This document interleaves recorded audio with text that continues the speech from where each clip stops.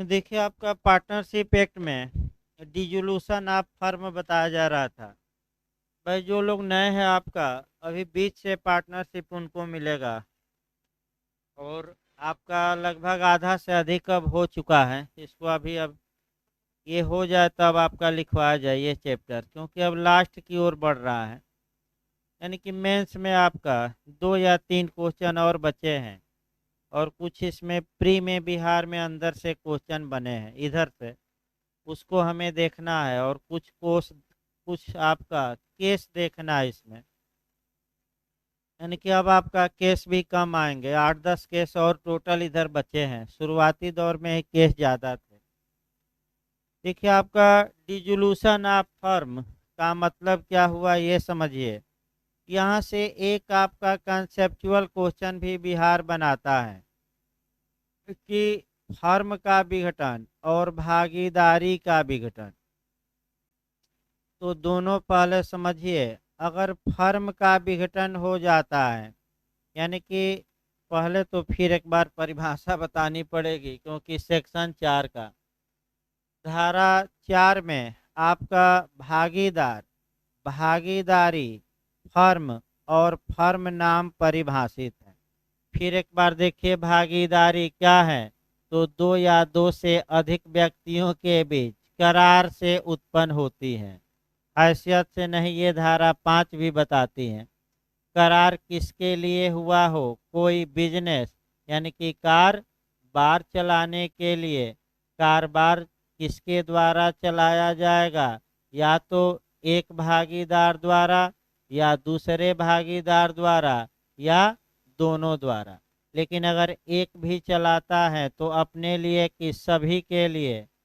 और करार क्या हुआ है कि जो कारोबार में अंश माने जो लाभ आएगा उसका अंश या शेयर हम लोग क्या करेंगे, बंटवारा। इसी को हम भागीदारी कहते हैं। तो भागीदारी के लिए कम से कम व्यक्तियों की संख्या कितनी होनी चाहिए, 2। अब इनको अलग अलग 3 बना लिया जाए ताकि उदाहरण सही रहेगा भाई, आपका तीन तीन बनाया जाए। ये जो 3 व्यक्ति हैं इनको अलग अलग पार्टनर कहेंगे। यानी कि ए एक पार्टनर है, बी भी है और सी भी। इनके बीच का जो आपसी संबंध है या इनके बीच का जो रिलेशन है आपसी, उसी रिलेशन को ही पार्टनरशिप या भागीदारी कहते हैं। और इनके सामूहिक नाम को, कलेक्टिव ने आपका नाम को फर्म कहा जाएगा। और जिस नाम से ये कारोबार चलाएंगे उसको हम क्या कहेंगे, फर्म नाम। यानी कि इनके सामूहिक नाम को क्या कहा जाएगा, फर्म। अब यही कंसेप्ट बिहार के लिए बनाना है कि अगर फर्म का ही विघटन हो गया, फर्म ही टूट गई, तो क्या भागीदारी बनी रहेगी कि हर हाल में टूट जाएगी, बताइए आप लोग। फर्म समाप्त तो भागीदारी भी क्या, समाप्त। लेकिन भागीदारी का विघटन के तहत यह आवश्यक नहीं है कि फर्म का भी विघटन हो जाए। जैसे कि उदाहरण के रूप में ये एक भागीदार हैं, ये निष्कासित कर दिया गया, यानी कि रिटायर हो गया, चाहे सहमत से, चाहे करार से, चाहे दिवालिया हो गया हो या इसे निष्कासित कर दिया गया हो। तो अगर अगर भागीदारों के बीच ये संविदा है कि कोई भागीदार मर जाए, कोई दिवालिया हो जाए, कोई आपका निष्कासित कर दिया जाए इत्यादि, तो इसके कारण भागीदारी समाप्त नहीं होगी। तो दो ही लोग भागीदारी में सम्मिलित माने जाएंगे और तीसरा क्या हुआ, निकल गया। यानी कि इसका मतलब ये हुआ कि भागीदारी का जो विघटन होता है, डिसोल्यूशन ऑफ पार्टनरशिप, अगर उसमें से एक भागीदार बाहर निकल जाता है किसी तरह से, तो यह जरूरी नहीं है कि पूरी फर्म ही समाप्त हो जाए। फर्म बनी भी रह सकती है अगर अन्य भागीदार उसे क्या करते हैं, कारोबार को चलाते हैं।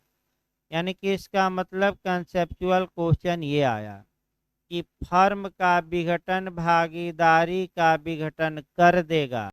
यानी कि अगर फर्म ही समाप्त हो गई तो भागीदारी अपने आप ही समाप्त हो जाएगी, लेकिन भागीदारी का विघटन आवश्यक रूप से फर्म का विघटन कर भी सकता है, नहीं भी। कैसे नहीं कर सकता? तो ये निकल गया, विपरीत करार है कि भले एक भागीदार मर जाए, जो बचे रहेंगे वही कारोबार चलाएंगे, तो फर्म बची रहेगी, भले भागीदारी से एक लोग क्या हो गए हैं बाहर।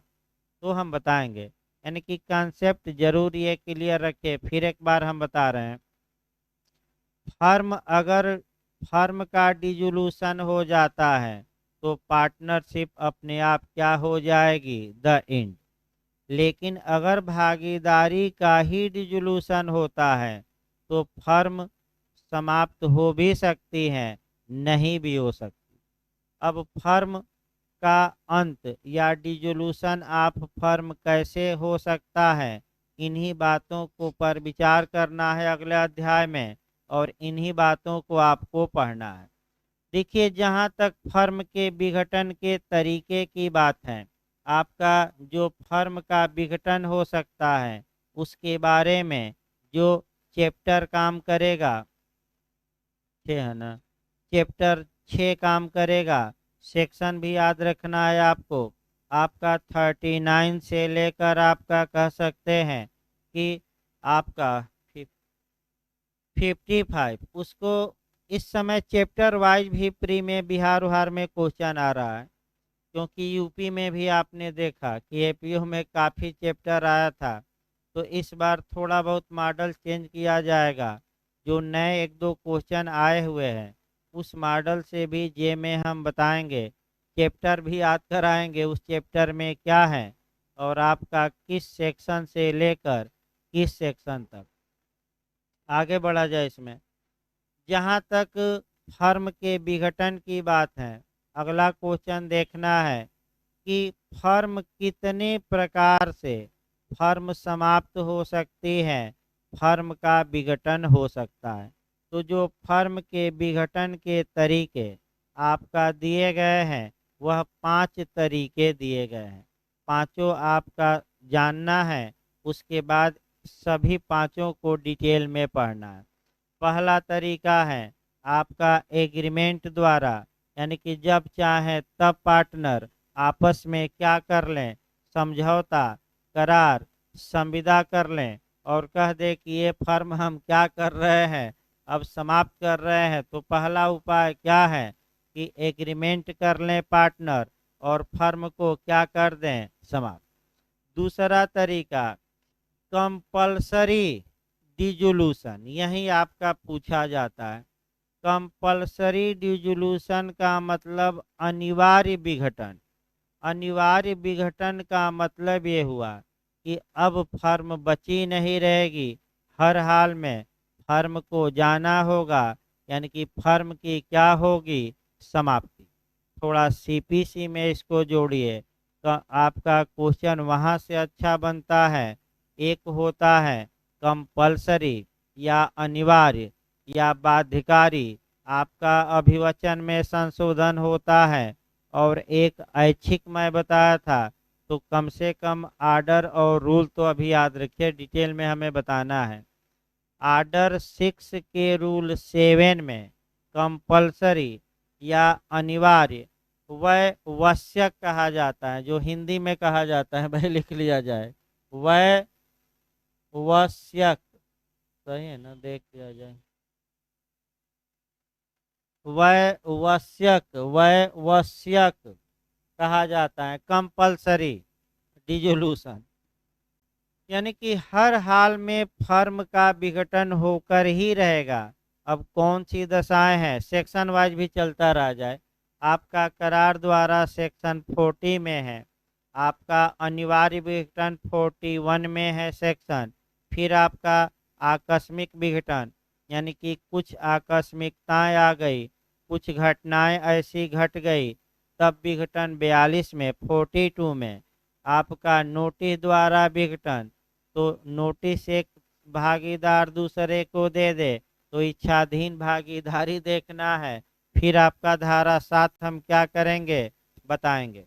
और अंतिम, न्यायालय द्वारा विघटन, यानी कि न्यायालय को भी पावर है कि किसी भागीदार द्वारा सूट फाइल करने पर वह फर्म को क्या कर दे, विघटित कर दे। सेक्शन मिलान के लिए याद रखिएगा, करार द्वारा 40, अनिवार्य विघटन 41, आकस्मिक विघटन 42, नोटिस द्वारा आपका 43 और न्यायालय द्वारा 44। ये बिहार में मिलाने के लिए आता है, इसको याद करना है।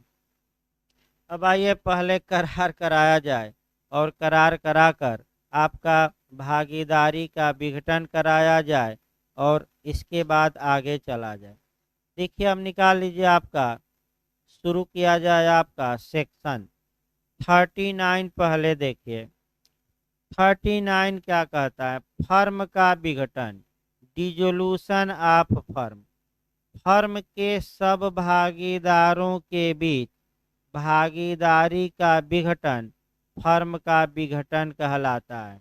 तो पहला क्वेश्चन आपका ये बना कि डिसोल्यूशन ऑफ फर्म, या फर्म अब समाप्त हो गई, फर्म विघटित हो गई, ये कब कहा जाएगा कि फर्म का विघटन हो गया। तो सभी भागीदारों के बीच जो भागीदारी का रिलेशन था, सभी भागीदार क्या हो गए, एक भागीदार के सभी भागीदार क्या हो गए, अलग अलग हो गए। तो जैसे ही सभी भागीदार अलग अलग हो गए तो भागीदारी भी अब टूट गई पूरी तरह, और जो सामूहिक नाम उनका क्या दिया गया था, फर्म, वह फर्म भी विघटित हो गया, फर्म का द एंड हो गया। तो भागीदारी का, सभी भागीदारों के बीच भागीदारी का समापन ही फर्म का क्या कहा जाता है, समापन। लेकिन मैं फिर बता दूं, भागीदारी का विघटन, फर्म का विघटन आवश्यक रूप से नहीं होता।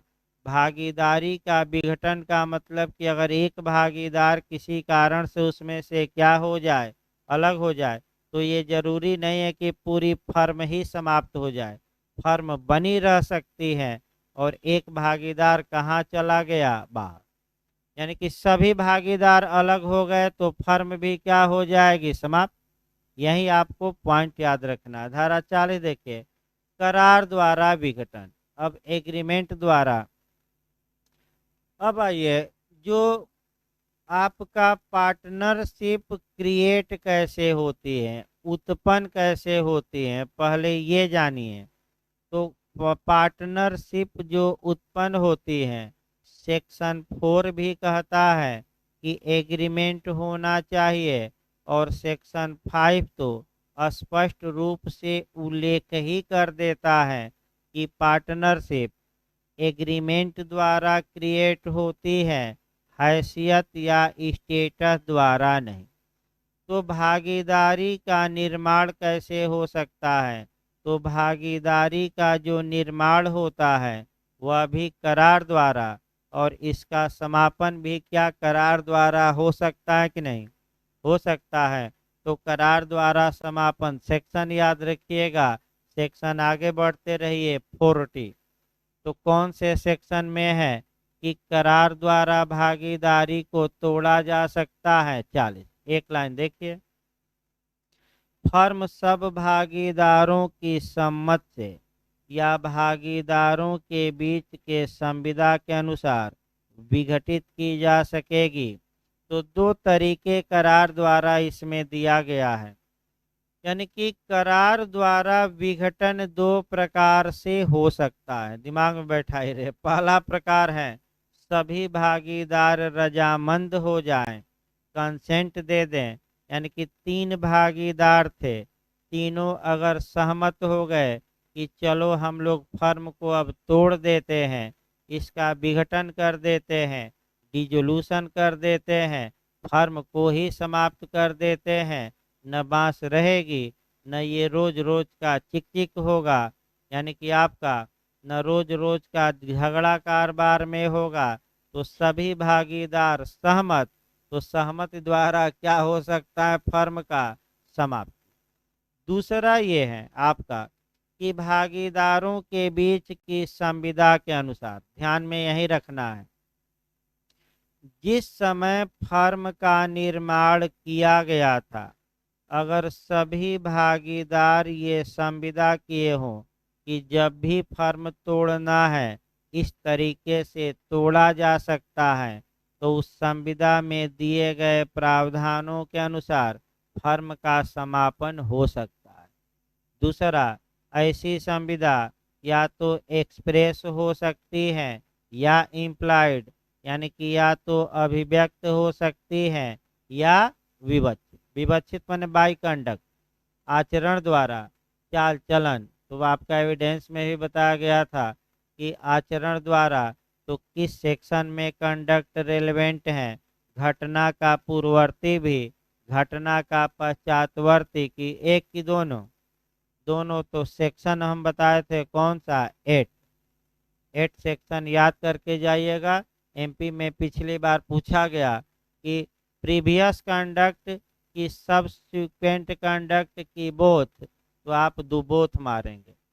जैसे घटना के पहले चाकू तेज कर रहा था, रेकी कर रहा था, इस इलाके में बार बार आ जा रहा था, ये उसका पूर्ववर्ती आचरण। और चाय पी रहा था, तब तक लोग कहे कि पुलिस आ रही है, घटना आपका खोजने वालों को, और तुरंत आधी कप चाय पीकर क्या हो गया? फरार। तो ये कैसा कंडक्ट है? सबसिक्वेंट। तो दोनों कंडक्ट किस सेक्शन में रेलेवेंट है एविडेंस के? 8 में। आगे देखा जाए, अब जो संविदा हो सकती है ये कब कब हो सकती है उस पर भी गौर करना है। या तो जिस समय फर्म का गठन हुआ उसी समय फर्म में लिख दिया जाए कि इस प्रकार इसका क्या हो सकेगा? डिसोल्यूशन। या पक्षकार फर्म के निर्माण के बाद भी आपस में कॉन्ट्रैक्ट कर सकते हैं और कॉन्ट्रैक्ट करके वह नियम निर्धारित कर सकते हैं जिन नियमों के तहत फर्म क्या हो सकती है? विघटित। या फर्म की संविदा के अलावा अलग से भागीदार आपस में संविदा कर सकते हैं, उसमें ये प्रावधान कर सकते हैं कि इस फर्म का विघटन इस प्रकार से किया जा सकता है। यानी कि संविदा 3 एंगल से हो सकती है, या तो फर्म के गठन में ही दिया हो, या फर्म का गठन के बाद उसमें ऐड किया जाए, या अलग से क्या कर लिया जाए? करार, संविदा, कि ऐसे फर्म का क्या होगा? डिसोल्यूशन। तो दूसरा आपका नियम निकला, मैंने पहला फर्म के विघटन का तरीका हमने बताया बाय एग्रीमेंट, यानी कि करार द्वारा। दूसरा आइए आपका अनिवार्य विघटन, धारा 41 में है। अनिवार्य को थोड़ा बहुत समझना है। अनिवार्य का मतलब ये हुआ कि हर हाल में विघटन हो के रहेगा।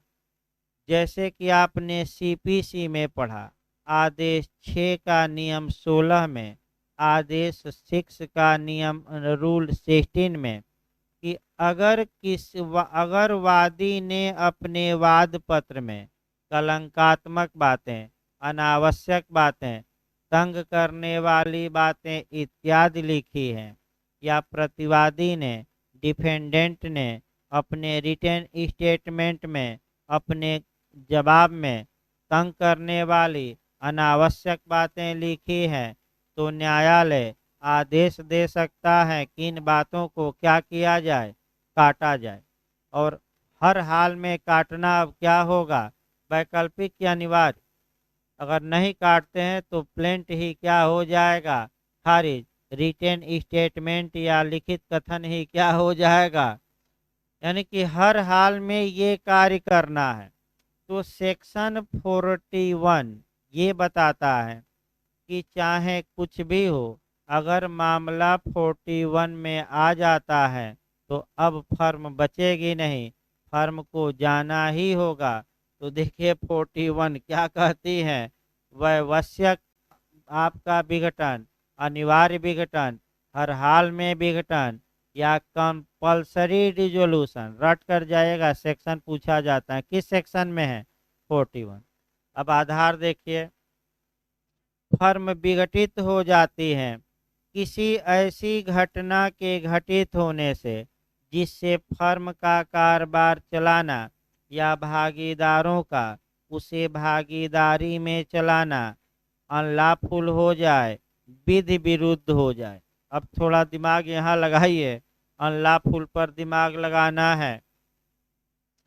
ध्यान से देखिए, दो तीन उदाहरण, इसको जब भी पढ़िएगा मैं बता दूं आपका,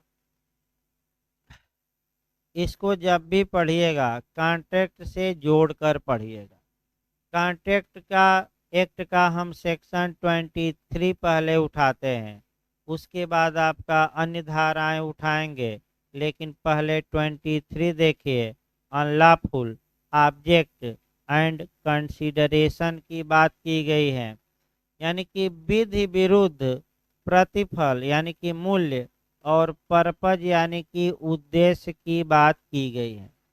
तो अगर भागीदारी का निर्माण किया गया और जिस कारोबार को चलाने के लिए भागीदारी का निर्माण किया गया उस कारोबार को चलाना पहले से ही ला द्वारा प्रोविटेड था, विधि द्वारा प्रतिषिद्ध था, तो ऐसी दशा में वह एग्रीमेंट शून्य होगा, उसका कोई मतलब नहीं होगा, भागीदारी का निर्माण होगा ही नहीं, क्योंकि वह करार ही क्या है?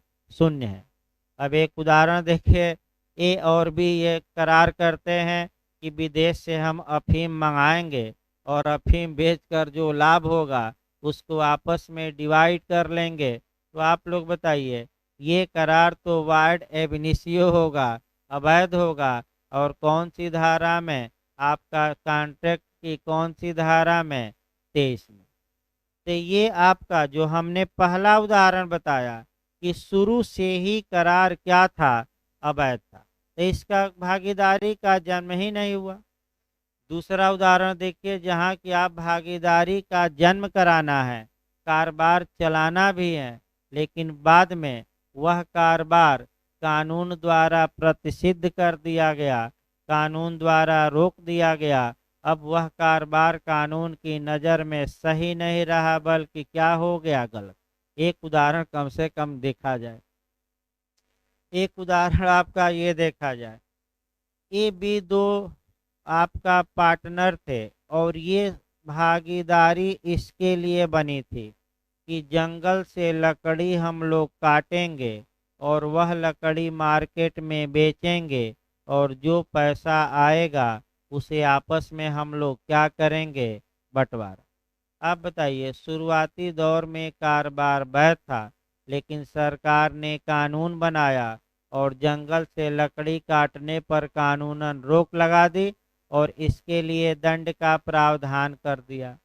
अब दिमाग आपको ये लगाना है कि जब सरकार ने इस कार्य को कानून बनाकर रोक लगा दिया और तो ये विधि विरुद्ध कार्य हो गया, तो पहले ये अवैध नहीं था कारोबार, लेकिन बाद में अब क्या हो गया? अवैध। तो ऐसी कंडीशन में क्या फर्म अब बची रहेगी कि हर हाल में फर्म का डिसोल्यूशन हो जाएगा? क्योंकि जो कारोबार फर्म चलाती थी वह कारोबार ही अब क्या हो गया? अनलॉफुल या विधि विरुद्ध या इलीगल या अवैध। यानी कि अगर वह कारोबार बाद में अवैध हो जाता है तो उस फर्म का भी अब क्या हो जाएगा? डिसोल्यूशन। ये जरूर याद रखिए।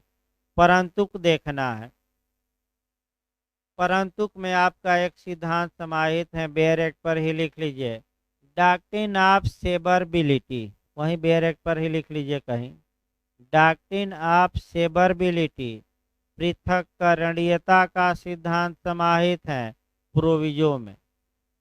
यानी कि इसको हम और जोड़ेंगे, प्रोविजो को तीन चार जगह से कोरिलेट करके पढ़ना है, लेकिन एक लाइन तो याद रखिए कि डॉक्ट्रिन ऑफ सेवरबिलिटी, पृथक्करणीयता का सिद्धांत आपका कहाँ समाहित है? तो सेक्शन 41 में समाहित है। और सेक्शन 41 के किसमें आपका कह सकते हैं कि प्रोविजो में, परंतु में। परंतु को पहले समझाया जाए और तब इत्यादि बताया जाए। देखिए, पृथक्करणीयता का सिद्धांत पिछली बार झारखंड में भी पूछा गया था, आ सकता है यूपी में भी। कोरिलेट जो कराया जाएगा, कम से कम सेक्शन आप जरूर बेयर एक्ट पर लिखिए, क्योंकि लास्ट में वो पोथी पतरा नहीं है, बेयर एक्ट ही लोग क्या करते हैं। अच्छा तरीका ये भी है कि आप मुख्य मुख्य केस, मुख्य मुख्य सिद्धांत बेयर एक्ट पर ही उसी सेक्शन में क्या करिए, कोरिलेशन लिख लीजिए। ये भी नियम है। पृथक्करणीयता का सिद्धांत का मतलब समझिए। अगर कोई फर्म है एक से अधिक कारोबार कर रही है, मान लीजिए उदाहरण के रूप में ए बी ने कारोबार किया था कि जंगल से लकड़ी हम लोग कटवाएंगे, उसको भी मार्केट में बेचकर लाभ कमाएंगे, और जंगल से बाहर की भी लकड़ी कटवाएंगे, माने मार्केट में, गांव देहात में, वहां से भी लाकर हम लोग क्या करेंगे, शहर में ये लकड़ी बेचेंगे। तो यानी कि एक से अधिक कारोबार, कारोबार एक है, एक आपका जंगल की लकड़ी और दूसरा कौन सा आपका कह सकते हैं कि जंगल से बाहर। इसको आप समझिए। अगर सरकार ने जंगल से लकड़ी काटने पर रोक लगा दिया, लेकिन जंगल से बाहर की लकड़ियां काटने पर रोक नहीं लगाई गई, तो जंगल से लकड़ी काटने का करार शून्य और जंगल से बाहर की लकड़ी काटने का करार क्या भी रहेगा। तो फर्म विघटित होगी कि बनी रहेगी, बनी रहेगी। इसी को यानी कि कुछ हिस्सा अवैध है, कुछ हिस्सा कारोबार का वैध है, दोनों को आसानी से अलग या सेपरेट या पृथक किया जा सकता है। तो जो हिस्सा अवैध है वह हिस्सा शून्य होगा, और जो हिस्सा वैध अभी बचा है, माने जो हिस्सा सही है, वह क्या होगा, वैध। उसके लिए फर्म आज भी बनी रहेगी, भले कुछ हिस्सा क्या हो गया, अवैध। इसी को डॉक्टरी नाप से सेबरेबिलिटी कहते हैं, पृथक्करणीयता का सिद्धांत। यानी कि अगर फर्म एक से अधिक कारोबार कर रही है, उसमें से कुछ कारोबार ही विध विरुद्ध हो जाता है, लेकिन कुछ कारोबार अभी क्या है, बचा, और दोनों को क्या किया जा सकता है, अलग। तो जो बचा हुआ भाग है उसके लिए फर्म जिंदा रहेगी, और जो अवैध हो गया है उसके लिए फर्म मर जाएगी। यानी कि अलग, अभी फर्म जिंदा रहेगी, जो वैध काम है वह क्या करती रहेगी, करती रहेगी। सेम ये सिद्धांत आपका जो अपनाया गया है संविधान के अनुच्छेद 13 में, संविधान के आर्टिकल 13 में डॉक्ट्रिन नाप सेबरेबिलिटी दी गई है। अब वहां से थोड़ा समझिए। जो कानून मूल अधिकारों के असंगत या विपरीत हैं, वे कानून उस मात्रा तक शून्य होंगे, उस लिमिट तक वाइड होंगे, जिस सीमा तक, जिस लिमिट तक वह मूल अधिकारों के क्या है, विपरीत। तो बताइए, पूरा कानून शून्य होगा कि विपरीतता की मात्रा तक। तो इसी को हम क्या कहेंगे, डॉक्ट्रिन ऑफ सेबरेबिलिटी। वैध को अवैध से क्या किया जाए। एक उदाहरण आईपीसी में देखिए, क्योंकि भाई उदाहरण जरूरी है दिमाग में बैठाना। सबसे उत्तम उदाहरण आईपीसी की धारा 377 से प्राप्त होता है।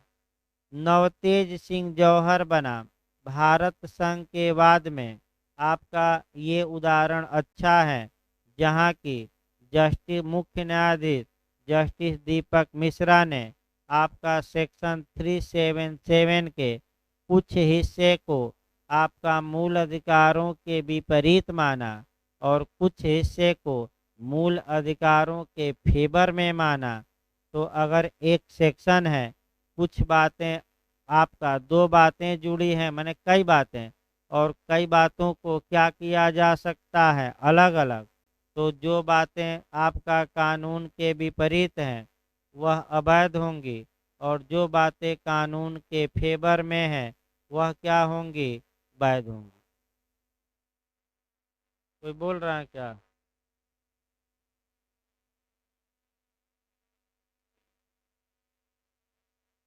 साहब भाई धीरे बोलिए हो काहे। हाँ, देखिए आगे बढ़ा जाए। ये सिद्धांत माने का संविधान में याद रखिए किस आर्टिकल में है। इस पर एक क्वेश्चन जो बना है वो फिर देख लिया जाए कि अनुच्छेद 13 में कौन सा प्रिंसिपल अप्लाई नहीं करता। ये क्वेश्चन आपका जे में बना है। तीन सिद्धांत हैं। एक डॉक्ट्रिन ऑफ इक्लिप्स का यानी कि ग्रहण या आच्छादन का, ये भी लागू होता है। डॉक्ट्रिन ऑफ सेवरबिलिटी का, ये भी लागू होता है। लेकिन एक सिद्धांत लागू नहीं होता, वह है डॉक्ट्रिन ऑफ वैभियर, अभित्यजन या त्यजन या मूल अधिकारों को छोड़ देना।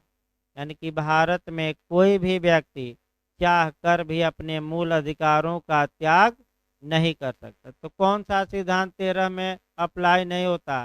Doctrine of waiver. ये क्वेश्चन आपका आ चुका है, गलत ना हो संविधान से फिर बैक होइए। इस प्रकार झारखंड में जो पिछली बार क्वेश्चन डॉक्ट्रिन ऑफ सेवरबिलिटी पर पूछा गया वह कॉन्ट्रैक्ट में जाकर पूछा गया। सेक्शन 24 पूछा गया। 24 में भी वही बात कही गई है कि अगर करार का कुछ हिस्सा वैध और कुछ हिस्सा क्या है, अवैध, तो जो वैध हिस्सा रहेगा वो संविदा होगी और जो अवैध हिस्सा रहेगा वह शून्य करार होगा। तो इस प्रकार आपका 41 हो गया। अब आइए 42 देखा जाए। मैंने प्रयोजन ही पढ़ा दिया गया। किन्हीं आकस्मिकताओं के घटित होने पर विघटन, यानी कि आपका कह सकते हैं कि कोई ऐसी स्थिति आ गई, माने परिस्थिति आ गई, कुछ ऐसी परिस्थितियों का, कंडीशन का उल्लेख किया गया है कि अगर वह कंडीशन विद्यमान हो जाए तो फर्म विघटित हो सकती है। इसको आप संविधान में जोड़िएगा कि कुछ आकस्मिकताओं में राष्ट्रपति के कार्य को कौन कर सकता है? उपराष्ट्रपति। यानी कि प्रेसिडेंट के कार्य को कौन करता है? Vice president. तो अनुच्छेद शायद 67 है क्या?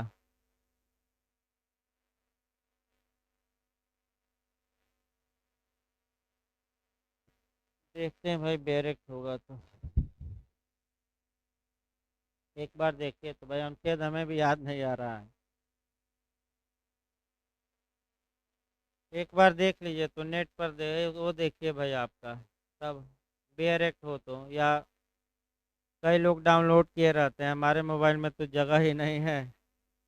65, 65 यानी कि कुछ दशाओं में, फिर एक बार याद रखिए, अगर भारत का राष्ट्रपति आपका न रहे या बीमार पड़ जाए, विदेश से तमाम आपका उपाय है, तो उनके कार्यों को कौन करता है?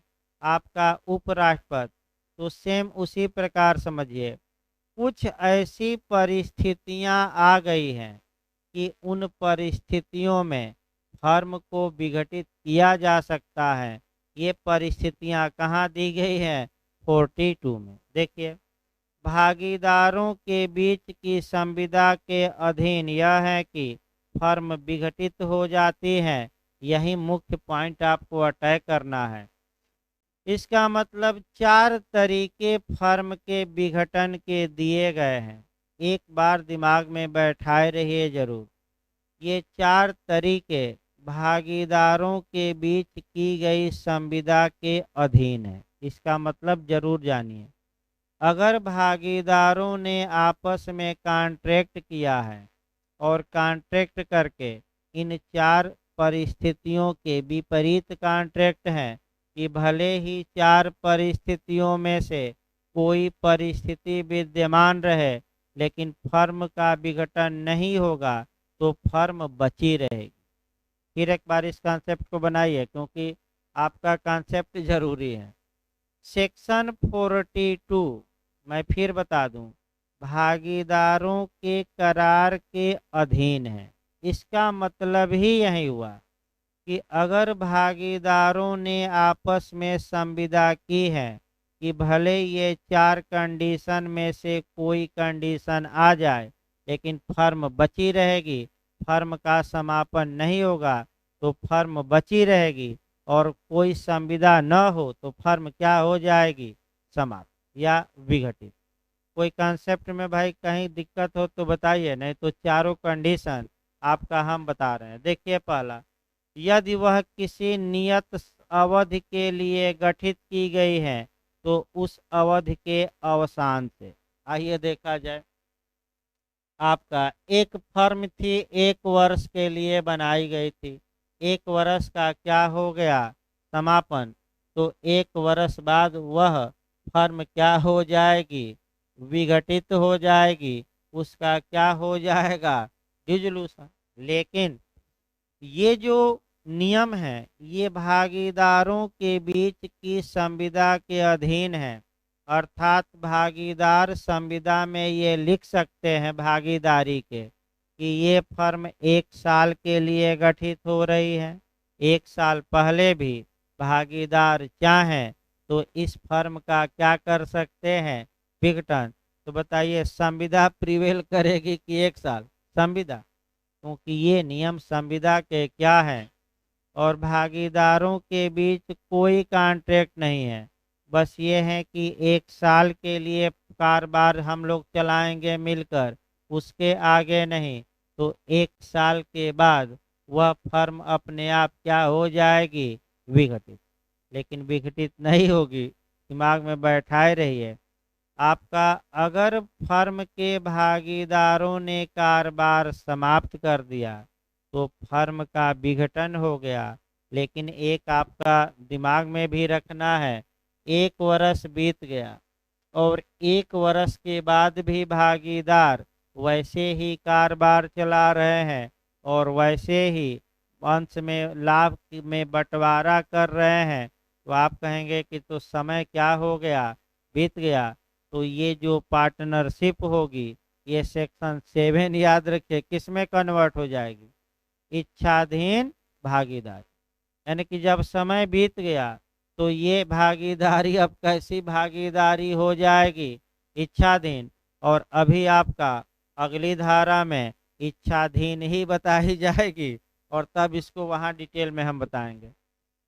दूसरा देखिए भाई, यदि वह एक या अधिक प्रोद्यमों या उपक्रमों को चलाने के लिए गठित की गई हो तो उसके या उनके पूर्ण हो जाने से, यानी कि अगर पार्टनरशिप बनी है, एक कारोबार या एक से अधिक कारोबार के लिए और वे सभी कारोबार या एक कारोबार पूर्ण हो जाते हैं तो पार्टनरशिप भी अब क्या हो जाएगी, समाप्त। लेकिन ये भी नियम भागीदारों के बीच की संविदा के क्या है, अधीन। अगर भागीदार चाहें तो लिख सकते हैं कि आगे भी भागीदारी क्या रहेगी, जाए। एक उदाहरण, अच्छा मकान वाला देखिए, ए और बी दो आपका मिलकर पार्टनरशिप बनाते हैं और पार्टनरशिप इसके लिए बनी कि हम लोग ये एक फ्लैट बनाएंगे और इस जमीन पर फ्लैट बनाएंगे, एक ही फ्लैट। वो फ्लैट लोगों को बेचेंगे और उस फ्लैट को बेचने से जो लाभ उत्पन्न होगा हम आपस में क्या करेंगे, बंटवार। तो बताइए भागीदारी एक कार्य के लिए हुई है कि कई कार्यों के लिए। तो जैसे वो फ्लैट बनकर तैयार हो गया, बेच दिया गया, पैसे का बंटवारा हो गया, तो अब फर्म बनी रहेगी कि विघटित हो जाएगी, विघटित हो जाएगी, कोई मतलब नहीं है, क्योंकि एक विशिष्ट कार्य के लिए ही फर्म का क्या हुआ है, निर्माण। तीसरा देखिए, किसी भागीदार की मृत्यु हो जाने पर, यही आपका फंसाता है क्वेश्चन, थोड़ा सतर्क रहिए, यही आपका क्वेश्चन फंसाता है। ए, बी तथा सी 3 पार्टनर हैं, ए मर गया तो क्या भागीदारी का विघट माने फर्म का विघटन हो जाएगा कि नहीं होगा, भाई कहाँ नहीं होगा उसमें। देखिए फिर एक बार देखिए, यहीं इसीलिए उल्टा नियम हम इसीलिए पहले कॉन्सेप्ट बनाए, फिर एक बार कॉन्सेप्ट बनाइए, फिर एक बार भाई देखिए, जरा भी कंफ्यूजन हो तो कोई जल्दीबाजी नहीं है, फिर एक बार हम कॉन्सेप्ट बना रहे हैं। चार नियम कैसे फर्म विघटित होगी किन्हीं परिस्थितियों में, चार परिस्थितियों का वर्णन किया गया है। अगर ये चार परिस्थितियां हैं तो फर्म का विघटन हो जाएगा, लेकिन फर्म बची रहेगी अगर इन परिस्थितियों के विपरीत भागीदारों ने आपस में क्या किया है, संविदा। तो अगर भागीदारों ने आपस में कोई संविदा न की हो तो एक भागीदार मर गया तो सभी भागी तो फर्म क्या हो जाएगी, विघटित। लेकिन भागीदार चाहें तो आपस में कॉन्ट्रैक्ट कर सकते हैं कि अगर एक भागीदार मर जाता है तो उसका फर्म के विघटन पर कोई प्रभाव, तब फर्म क्या रहेगी, बची रहेगी। लेकिन कब, जब आपका क्या हो, करार या संविदा। यानी कि सामान्य नियम ये निकला कि एक पार्टनर की डेथ हो जाने पर फर्म का डिसोल्यूशन हो जाएगा, लेकिन यह नियम भागीदारों के बीच की गई संविदा के अधीन है। अर्थात पार्टनरों ने आपस में अगर कॉन्ट्रैक्ट कर लिया है कि भले कोई भागीदार मर जाए लेकिन फर्म के सेहत पर कोई प्रभाव नहीं पड़ेगा, तब मरने के बाद भी फर्म क्या रहेगी, बची रहेगी। अब न आए तो फिर एक बार हम बताएं, कोई जरूरी नहीं है तीसरी दूसरी बार हम बताए हैं, 4 बार 10 बार, नाराजगी नहीं है भाई, यही नाराज हम नहीं होंगे। आप 10 बार पूछिए 10 बार बताएंगे, 100 बार पूछिए 100 बार बताएंगे, जब तक कि दिमाग में बैठ न जाए तब तक हमारा कर्तव्य है बताना। लेकिन आपका भी कर्तव्य है कि एक बार में न आए तो दूसरी बार तीसरी बार में तो क्या करिए, हाँ, क्योंकि आपका कानून भी 3 बार ही मौका देता है, वैसे यूपी में 4 बार है तो 4 बार दिया जाएगा जे में।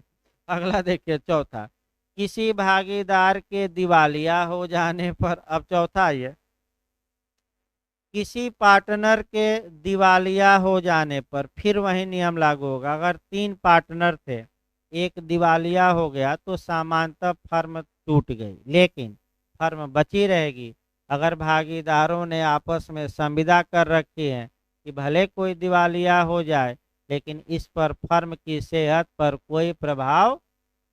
यानी कि ये चारों नियम विफल हो जाएंगे, लेकिन कब, जब भागीदारों ने आपस में इसके विपरीत क्या किया हो, कॉन्ट्रैक्ट। अगर कॉन्ट्रैक्ट नहीं है तब तो भाई चार में से किसी भी दशा में विद्यमान में फर्म का क्या हो जाएगा, डिसोल्यूशन या विघटन। आइए आपका 43 देखा जाए, इच्छाधीन भागीदारी का सूचना द्वारा विघटन। मैं कई बार बता चुका हूँ, फिर एक बार मैं बता रहा हूँ। आपका भाई पार्टनरशिप एट विल, इच्छाधीन भागीदारी। देखिए इच्छाधीन भागीदारी के बारे में मैं कई बार बताया हूँ, फिर एक बार बता रहा हूँ। इच्छाधीन, बिहार में कई बार ये पूछा गया क्वेश्चन, सतर्क रहना है, सेक्शन भी पूछा गया है। पार्टनरशिप एट विल की परिभाषा किस सेक्शन में दी गई है, 7 में। अब रट कर जाइए, इच्छाधीन भागीदारी कब कही जाएगी, तो जिस भागीदारी के लिए समय न हो, यानी कि भागीदारी कितने दिनों तक चलेगी इसका समय का कोई उल्लेख न हो, तब इच्छाधीन। जिस भागीदारी के समापन के लिए, पर्यवसान के लिए, आपका समाप्ति के लिए कोई तरीका न दिया गया हो कि कैसे ये भागीदारी समाप्त होगी, वह भी इच्छाधीन भागीदारी, पार्टनरशिप एट विल ही मानी जाएगी। ऐसी भागीदारी का विघटन सेक्शन 43 में दिए गए नियमों के अनुसार किया जा सकता है। नियम भी मैं 2-3 बार बता चुका हूँ कि एक भागीदार सभी भागीदारों को लिखित में सूचना दे दे। अगर अन्य भागीदारों को सूचना एक ही दिन पहुंचती है तो उसी दिन फर्म विघटित हो जाएगी, और सूचना अगर भिन्न भिन्न समय पर पहुंचती है तो बताइए कब विघटित होगी? जब पहला पार्टनर को सूचना प्राप्त हुई कि अंतिम अंतिम यही तो बताया गया था। ऐसी सूचना लिखित हो कि मौखिक, और स्पष्ट हो कि अस्पष्ट, संदिग्ध हो कि असंदिग्ध, असंदिग्ध, संदिग्धता नहीं, ये नहीं कि उसमें घालमेल करके न लिखे। स्पष्ट आशय व्यक्त करिए कि हम आज माने ये भागीदारी अब हम लोग क्या कर दें, समाप्त की जाती है। तो हो तो गया बैरेक्ट, अब पढ़ना क्या है, सब कुछ तो बता ही दिया गया, लेकिन फिर भी एक बार बैरेक्ट हम बता देते हैं लास्ट में। जहाँ की भागीदारी इच्छाधीन भागीदारी है, वहाँ किसी भागीदार द्वारा फर्म का विघटन अन्य सब भागीदारों को फर्म विघटित करने के अपने आशय की लिखित सूचना के द्वारा किया जा सकेगा। तो बताया गया फर्म उस तारीख से जो उस सूचना के विघटन की तारीख दी हुई है, और अगर तारीख नहीं दी गई है तो जिस तारीख को सूचना संसूचित की गई, यानी कि जिस तारीख को दूसरे भागीदार के पास क्या पहुंची, तो कौन, मान लीजिए 5 भागीदार हैं तो किसके पास लास्ट में पहुंची, अंतिम, उस तारीख को वह क्या हो जाएगी।